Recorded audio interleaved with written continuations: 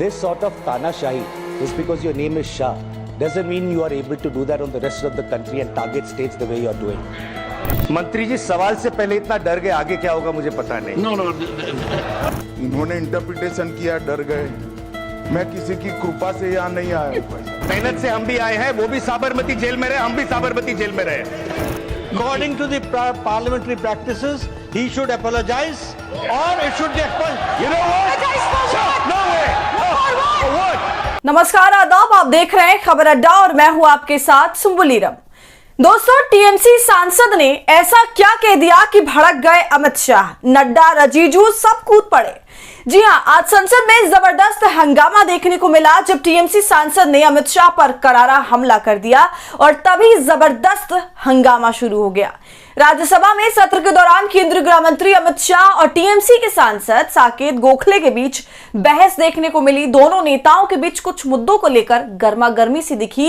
एक तरफ विपक्ष चिल्लाने लगा कि वी विल नॉट अपॉलोजाइज, हम माफी नहीं मांगेंगे, तो दूसरी तरफ सत्ता पक्ष कहने लगा कि माफी मांगो। तो तृणमूल कांग्रेस के सांसद साकेत गोखले ने ऐसी कौन सी बात अमित शाह को कह डाली जिससे कि पूरा सत्ता पक्ष तिलमिला उठा, सब बताएंगे आपको इस वीडियो में, तो आप हमारे साथ अंत तक बने रहिएगा।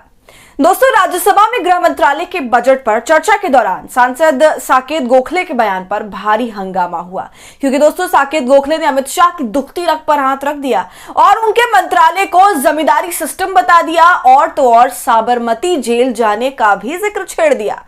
जी हां, केंद्रीय गृह मंत्री अमित शाह ने बंगाल में बीजेपी कार्यकर्ताओं की लक्षित हत्याओं का आरोप लगाते हुए तृणमूल कांग्रेस पर हमला बोला और चुनावी हिंसा के मामलों में सुप्रीम कोर्ट और उच्च न्यायालय के आदेशों का जिक्र किया। तो वहीं फिर गोखले ने ईडी और सीबीआई का मुद्दा उठाया, जिससे अमित शाह तिलमिला उठे और यह कह दिया कि गृह मंत्रालय पर चर्चा हो रही है, लेकिन साकेत गोखले ईडी और सीबीआई की चर्चा कर रहे हैं, लेकिन फिर भी अगर ये इस मुद्दे को लाना चाहते हैं तो मुझे भी मौका दिया जाए, मैं हर सवाल का जवाब दूंगा। दोस्तों, काफी रोष के साथ वो ये बोल रहे थे और इतना बोलने के बाद ही अमित शाह के साथी नेता मेज थपथपाने लगते हैं। दोस्तों, इसके बाद असल हंगामा शुरू होता है साकेत गोखले की बस एक लाइन पर पूरा सत्ता पक्ष चीखने चिल्लाने लगता है। जी हाँ, पहले आप वो वीडियो देखिए, फिर आगे की चर्चा करेंगे।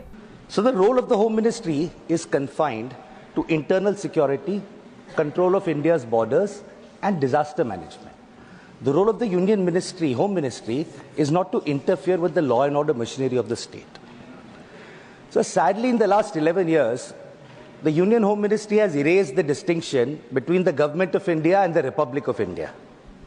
So India is a union of states, all of which together constitute the Republic. However, sir, the Home Ministry today feels that the union government is the sole representative of the republic and the states don't mean anything. So the Home Ministry today has become a force for battling against states and for any person who tries to disagree with the union government. So the Home Ministry is like a zamindar today, which treats states like its personal fiefdom, and anybody who opposes the government is treated as an enemy of the nation. So certain small states sometimes are not able to stand up to this. But I'll promise you, sir, powerful states like West Bengal will always fight against this zamindari mentality. Sir, now come to my favorite bit, sir, because I've had a little bit of experience with this. The central agencies, sir. These central agencies, sure, under previous governments, the Supreme Court has said that, you know, they're a caged parrot, etc., etc. But the BJP claims to be a party with a difference. So we thought things would change. Nothing has changed in the last 11 years.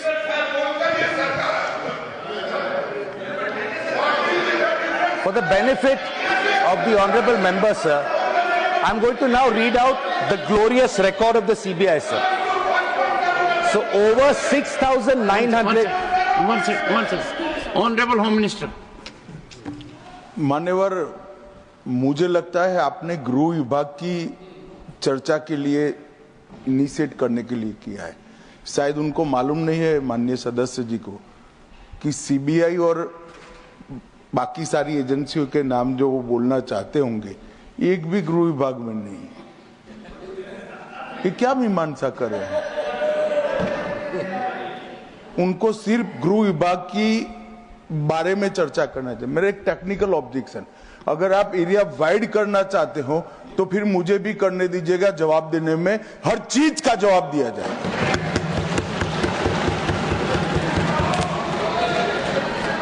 Honourable member.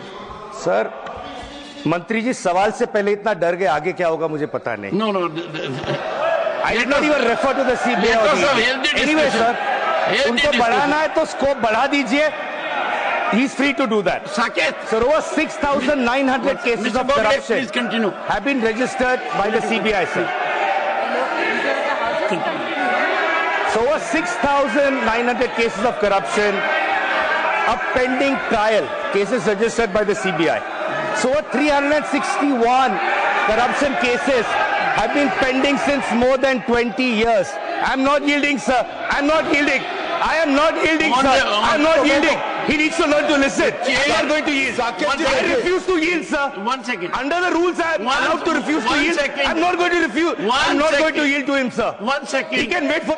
Mr. Gokhale, listen to the chair, please.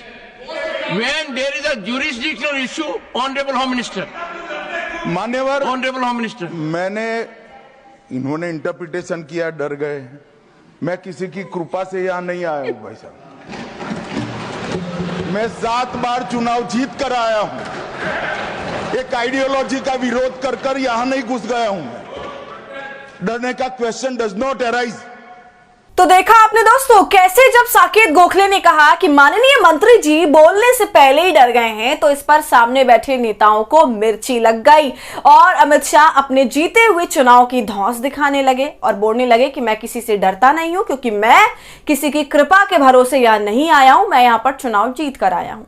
इसके बाद दोस्तों Amit Shah non stop TMC के सांसदों पर हमला करते हैं और जब वो चुनाव जीतकर सदन में आने की बात कहते हैं, उसकी धौंस दिखाते हैं, तब साकेत गोखले ये कह देते हैं कि हम भी मेहनत से आए हैं, वो भी साबरमती जेल में रहे और हम भी साबरमती जेल में रहे।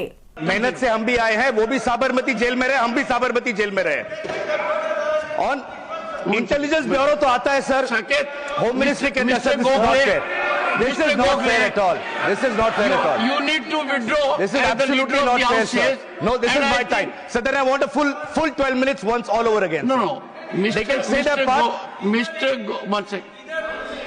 According to the parliamentary practices, he should apologize or it should be expunged. You know what? Apologize for what? No way. No. For what? For making a submission.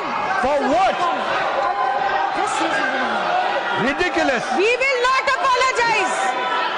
I'm never apologizing to you. माफी मांगे sir, चर्चा करना हमारा हक है sir. Honorable members. We expect the person, the honorable member who initiates the discussion, to be very broad-minded as well as he should set the tone. But the way he has started the discussion, the words he has used from the very beginning, he started in a very negative note. तो देखा आपने दोस्तों किस तरह से जब साकेत गोखले तमाम बातें बोलने लगे तो बीच में स्पीकर कूद पड़े और कहने लगे कि आपको अपने बयानों से विड्रॉ कर लेना चाहिए, जिस पर साकेत गोखले कहते हैं कि ये फेयर नहीं है बिल्कुल भी, मुझे मेरे 12 मिनट फिर से पूरे चाहिए। इसके बाद सत्ता पक्ष की तरफ से जेपी नड्डा खड़े हो जाते हैं और साफ कहने लगते हैं कि माफी मांगो, फिर किरण रिजिजू भी खड़े हो जाते हैं और कहने लगते हैं कि माफी मांगो, जिस पर विपक्ष कहता है कि हम किस बात की माफी मांगे, और तभी जबरदस्त तरीके से हंगामा खड़ा हो जाता है। तो दोस्तों सीबीआई से होते होते बात साबरमती जेल तक आ गई और यही बात सत्ता पक्ष से बर्दाश्त नहीं हुई और विपक्ष का जमकर विरोध किया जाने लगा। तो आपका इस पूरी वीडियो पर क्या कहना है, हमें अपनी राय कमेंट कर जरूर बताइए। वीडियो पसंद आई हो तो इसे लाइक और शेयर करें और खबर अड्डा को यूट्यूब पर सब्सक्राइब कर लें।